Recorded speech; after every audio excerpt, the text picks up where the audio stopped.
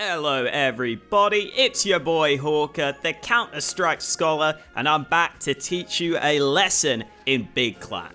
That's right, Big are so nice, we do them twice on this channel. That sounds weird, but you know what I mean. But yeah, we're going to be taking a look at Big's CT side of Dust 2, as well as a couple of bonus rounds from Vertigo, which I liked from them. Before we get started, I have set an ambitious target of 100k subs by the end of the year. I don't know if I can do it, but I know I definitely can't do it without your support. So subscribe if you haven't, and let's get into it. Kicking things off with this CT pistol round, Big have two sets of nades, Tabson's playing for information at mid, and Big also have most of their players stacked towards the mid or the B side of the map.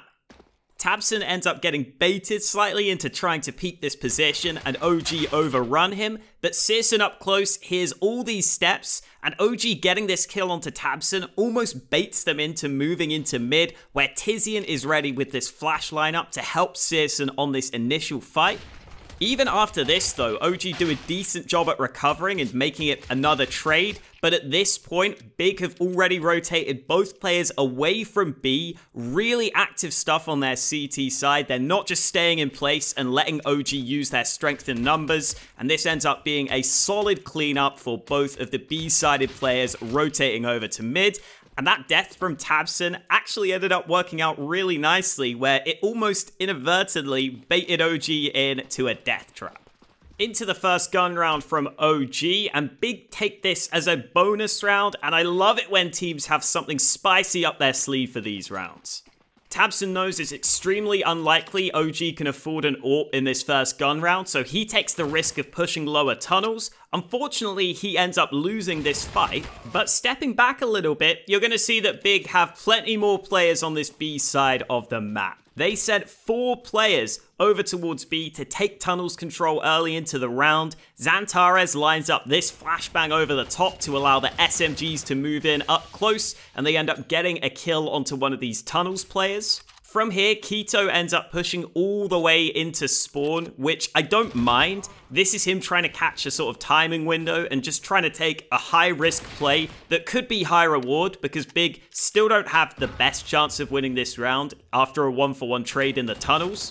And the fights in the tunnels themselves go pretty decently. OG aren't really ready for this play, so they can't fall back all that easily. That allows Big to get a couple more kills, and honestly, if it weren't for Alexi B getting these all-important frags towards the end of the round, this could have very easily been a bonus round win for Big. And I've talked about these rounds before, but I love it when teams throw this in to try and throw their opponents off from their first gun round, and to try and really swing the economy in your favor when you just have a bonus round. Because Big came close to winning this, and if they did win it, they would have been in full control of this CT side. If you watched my last video, you would have seen how much emphasis Big put on long control on their T side, and they do the same on the CT side here in the first full gun round. Tizian plops down this smoke, which would connect with a corner smoke if the T's through it, but instead it just gives him more cover as he moves out to the side, and the flashes are good enough to allow him to win this first fight. The most important thing here though is making sure Tizian gets to this position alive so that they can just take fights from different angles on long, and it makes the hold much easier.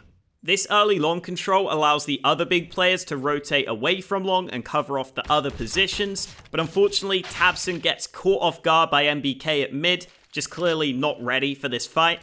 And then one really nice small detail about this angle from Xantares is that he's not holding the common angle where players initially walk out to mid. Instead, he's holding a little bit further in so that the T's running up on this position might not be looking his way. From MBK's perspective, you can see he pre-aims the window position, then starts to pre-aim door as he goes out further, and unfortunately in this scenario, MBK does flick back because his teammates have got the doors covered, but you can see how these very small details can make all the difference at the pro level when you know what the common pre-aim spots are. It wouldn't be a big video without talking about utility, and here in round 21, it's Searson who's the man to watch with the nades. It's pretty rare for a player to have a full set of nades on a retake. Normally you're using at least some nades early in the round. And in this round, CSGO actually uses his molly on A early, but he picks up a molly as he's rotating over to B to have a full set of nades ready for the retake. And these are just the exact nades you want for this situation. Smoke for door, Molotov for car, flashes to the left side so that Tizian literally only has to look at the right side of the site to win this first fight, and then CSGO can quickly move in through the door and double up on this last player. This genuinely looks like it could just be from a retake server. This is lovely stuff. Into round 22, we see more of the same emphasis put onto long. Tizian has a smoke lineup, which I think is meant to land at the doors. He slightly messes it up, but we're all human at the end of the day. Flash goes high, molly goes to the blue container so that he can clear out these close angles. But the main thing to look at in this round is, again, just how active Big are in the way they work together in these rounds.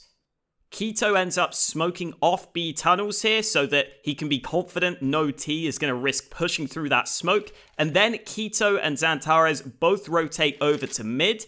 Now, I'm going to be honest, the timing on this is kind of unreal. NBK had just cleared out mid on the OG side. He fell back through the doors, and then Keto was able to get up close while all this was happening. But even if Keto just took a regular fight at mid, Big would have had multiple players here to back him up.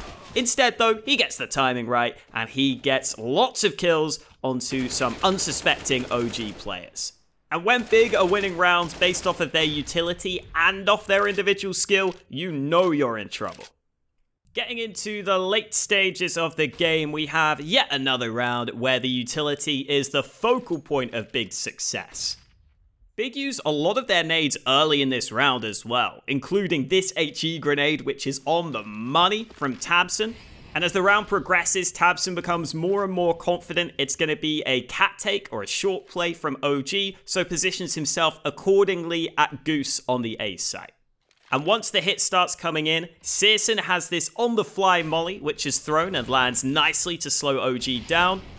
And then Tabson throws the palm tree flash, which sets him up for these 2 kills. And this is a flash that's been common for a while now, but in case you don't know about it, it lands in the midst of this palm tree thing, but the textures on the palm tree don't block the flashbang. So basically, OG don't really have any idea this is coming. You can see from their perspectives, none of them really look away, and that sets up Tabson for these early 2 kills. And then from here, CSGO just throws another flashbang on the fly. Really solid utility usage, just well timed, allows Tabson to take even more damage towards the end of the round. And this is another example of Big being extremely efficient with a limited amount of utility to counter this push. That's that half of Dust 2 done with, but I've got you some bonus rounds from Vertigo. Keto is the B player for Big in these defaults, and in this round he's going to throw the molly, and then he's got this little smoke which lands below the stairs on the sandbags, which I think is really effective at pressuring the CTs playing on the B site. And that's really what the B stairs position is about, in my opinion. Normally you're here alone, just looking to take information away from the opponent, or maybe get a fight where if you win it, it leaves the CTs having to rotate and in a tough spot. You can see how this smoke helps make sure that Big can get up close in this round, while from the other side, it is really hard to actually properly see over the top of it. Keto used this smoke a couple of times throughout the half, and this is the round where he actually sort of got some action with it, where he puts the smoke down, does a bit of damage behind it, but obviously we want to look at this from the CT's perspective, and from both Dupree and Glave's POV, you can see just how hard it actually is to see over the top of this smoke. And also, you've got to keep in mind, this smoke is going to help make sure you don't get caught by a molly, for example, or forced away. So I think it's a nice way of just pressuring the B site while not having to commit too heavily.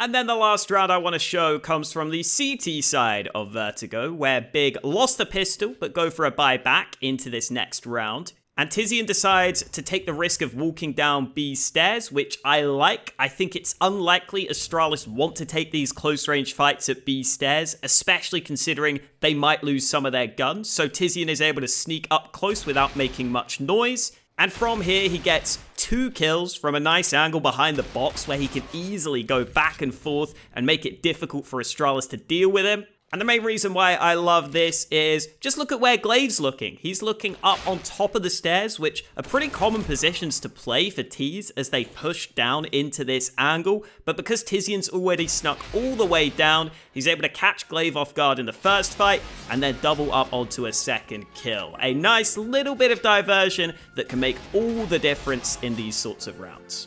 Thank you guys for watching. Hope you enjoyed these videos on one of my favorite teams in Big Clan. Make sure to like, subscribe, and all that good stuff, and I will catch you next time.